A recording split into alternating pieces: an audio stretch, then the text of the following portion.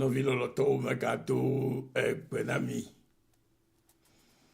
Mais do benami le mi apoto plus mi apode la Yesu Christ pon come. Nye jogale na be nye kata mi aka no tule ka popo yame. De nyanyo sike apoto ka chona ye poto la be wa makle mi oha. Novilo loto togo tu come to efegbeselao. Mais tout le monde comme les miens peut être plus de là Jésus Christ pour commun. Beka me khocho ma ogbo nyakae apoto di be mi anya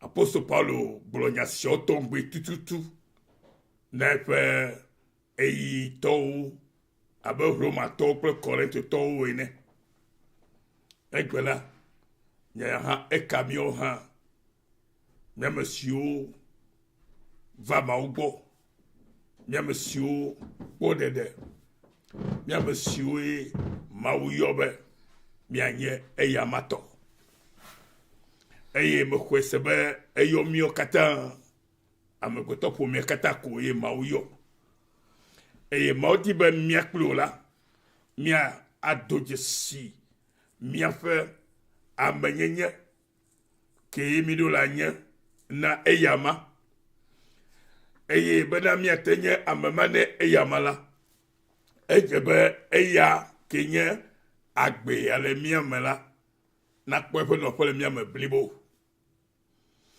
ale bena mi atom nyabe mi nye Kristo to ela be amesiame keme Kristo ale la ye nya Kristo to sike gomenye be amesiame sike troji mela ye trozi Kristo to ela be ejisiono miasi vai chala onye ji konye ji gbegbelo ple eji sike me alakpa de dele eyeta ke Kristo vala heglobe mi trole mi apeji ome bena hohona nye mi ato eyata ohiabe amesiame ke la teva Kristo bo ke nyabe maulila edo la trole peji me sike gomenye bena nouveau femme nyenye ke le mo chala eya wa wida le mo eye wa nao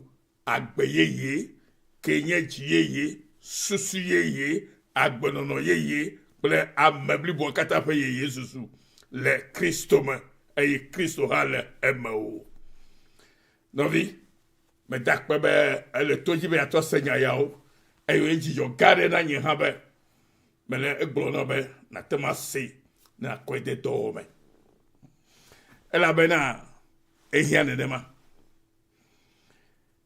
eye matogbo bena choduku wo vosa gbagbe nebele na tom akpo ejiru le toto kwamela ejeba choduku wo vosa gbagbe hallelujah.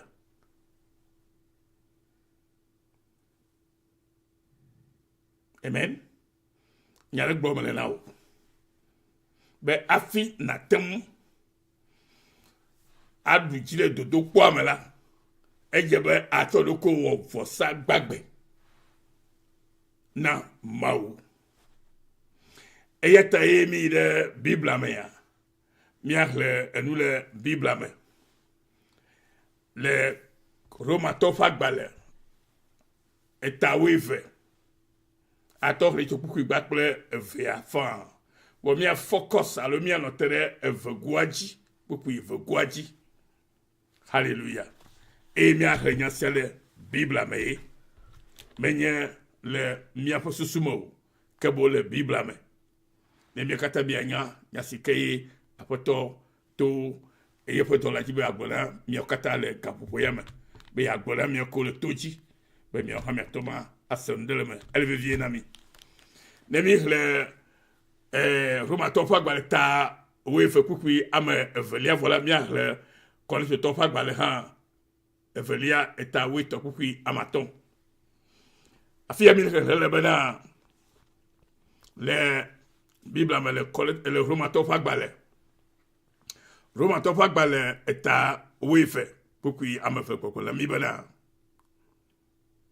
Eye mi gana mi ape anyinono na di hehe siame o hafi mi tro mi ape nono moto mi ape tam susu pe ye wo mo bom. Amen. Hallelujah. Nyala le koko la nye klo bana. Amen. Be miao abe mau vio alo Kristo to nela. Ejebe miao nukao. Mi macho mialo ko asokle. Kikia mtofe nonomo o. Yeglom Bibla le nami. Le Roma tofa gbale etawe feyame. Pukuyame feyame.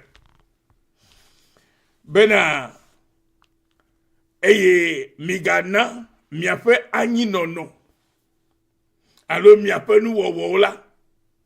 Ona di kike siame to o. Nukang tie nyala le vavana mi leke yao. Nukatie maudibe na sende goma kure nyayan tiyo. Nusike gome maudibe na se kure nyayan tiya. Ye nye siabena. Ewo abe Kristo to enela. Togobe ele kike yame. Voilà menye kike to.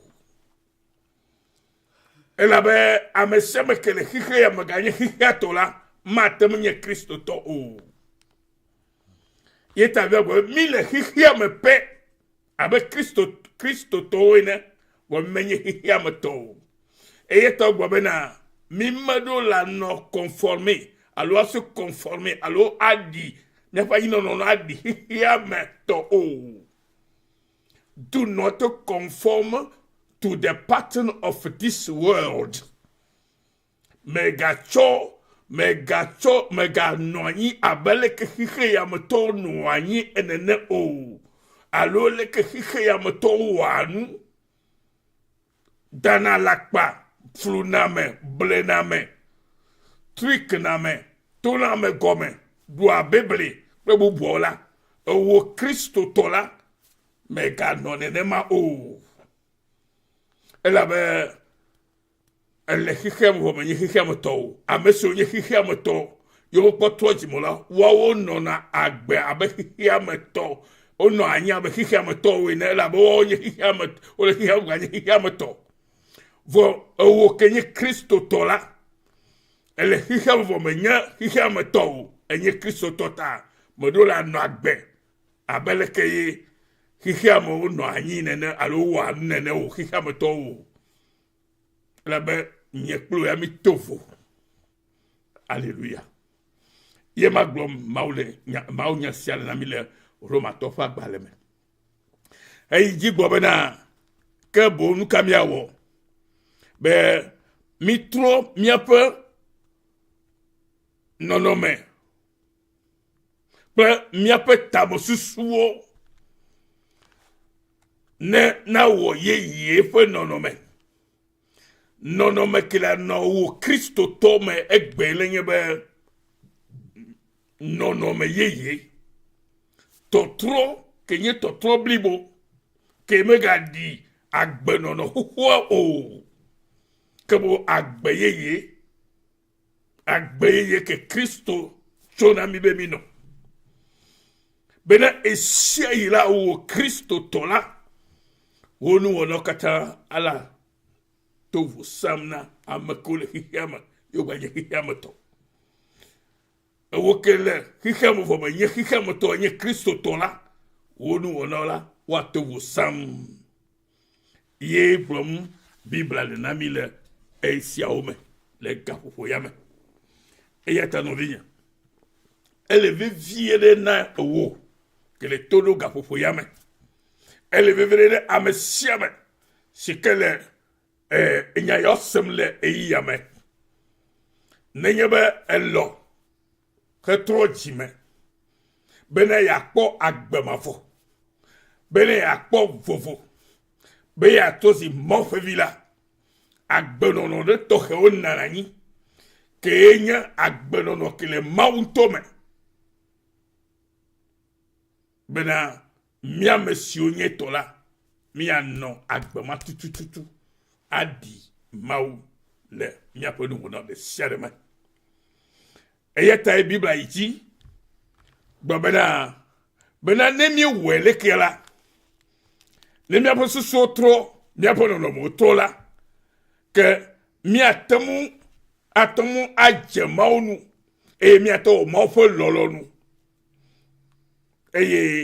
wanyenu sika ajemaunu blibo mia ajele fo kumekple nu sika nye fo lololu wowo esiayi yanyenu sirve fire nami vole ke atemu atodoko wo vosagbagbe siawo yetemu gobe afina todoko wo vosagbagbe siala ejabena ala to dodo kwa deme ye ala du dodo kwa ala du jire dodo kwa me le gbonami kole to tofa gbale velia tawe topukui ame atolo boko la mi fia emi akudo mi arle sarea alléluia amen ale boko na mi le kukui ame atambela eta mi do mi adoku okpobe mi le khose me va vraiment dodo poya amesika atama cho loko wo sagbagbe be ya tonu agbe ya jemaunu le yefaji nyesi kema ochonai le susunye de deme be yefa subo katana jemaunu le gbogbo mo pakpaji ple ntila ple gota pata paspaji la yenye siebena medola gele dodo poya mo dodo poya nye siebena novinye edola dodo kyokpo be egale khose mema khose vava to ameli egale meya edola dodo kyokpo emaka edola juno do kyomekpo eta biba gogobe de menyabe Kristo ele yemoma ne me dodo kyokpo wa me juno do kyomekpo la Mateunya be Kristo le ye maude no vinya ta o hia vevie ba Bibla gola de Korinthe to fa gba le vele ta we to ku ma to ya bana bena na dodo ku opo bena na ko be le khose mame ya khose ke kho mau village sebe ye va kule mi apo nouveau tade khoseba kala siwo egbeya ega khojo ne ma igbom mawu apoto nyale na mi ne kapo ya be na judoku mo po benade ameketutu ma obena nye de ye na nye ma praise the Lord ta novinya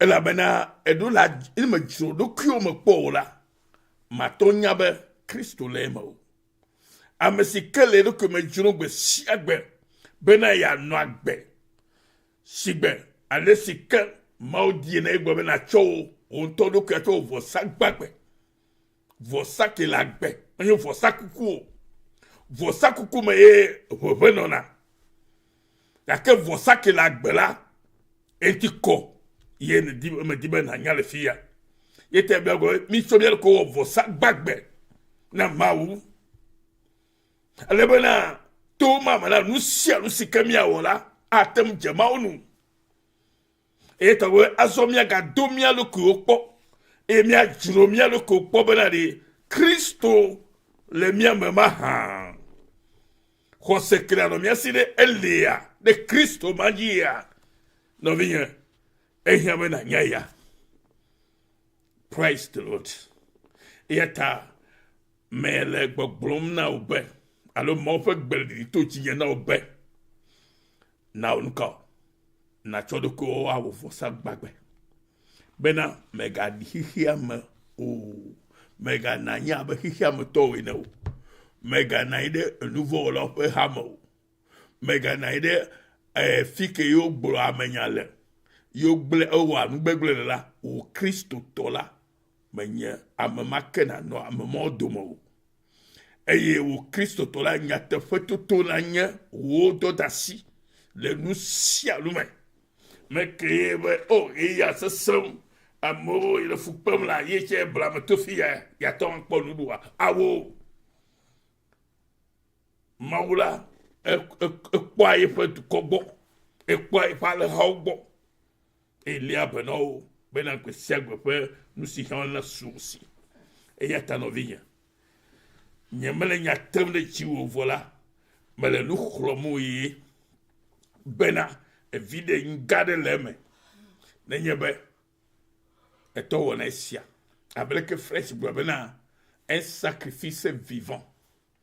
Ne vous conformez pas au siècle présent, mais soyez transformés par le renouvellement de l'intelligence, afin que vous discerniez quelle est la volonté de Dieu, ce qui est bon, agréable et parfait.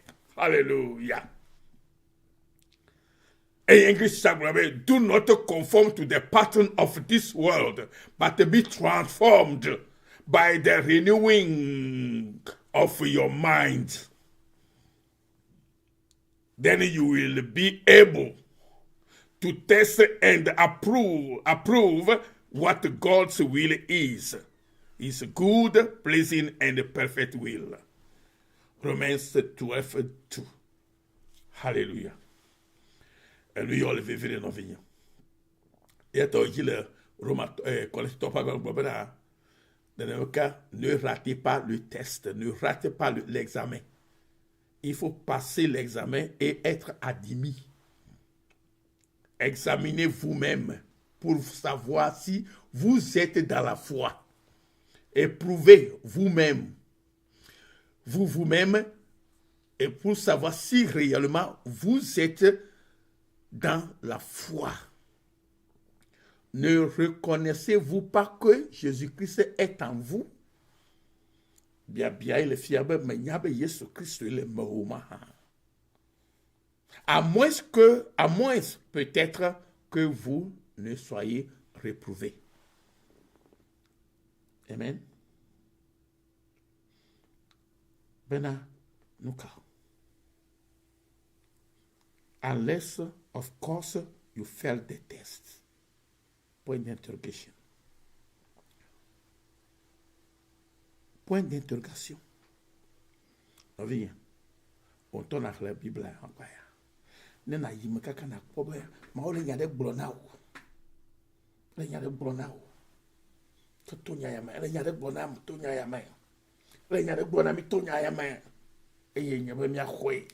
Et mi atomo akpo videle me wa kpere mi ati avec Christo talk sur mi yenene kana mo petit kokwe kana mi on to ha fu pokpo plibo bala mi anya kakali da hikama e hikama na son chu mi abo le nya te peto toma anu kwadi le no no mari pepe me ba ona ira resiata e Yesu Cristo bon come amen o ira gede.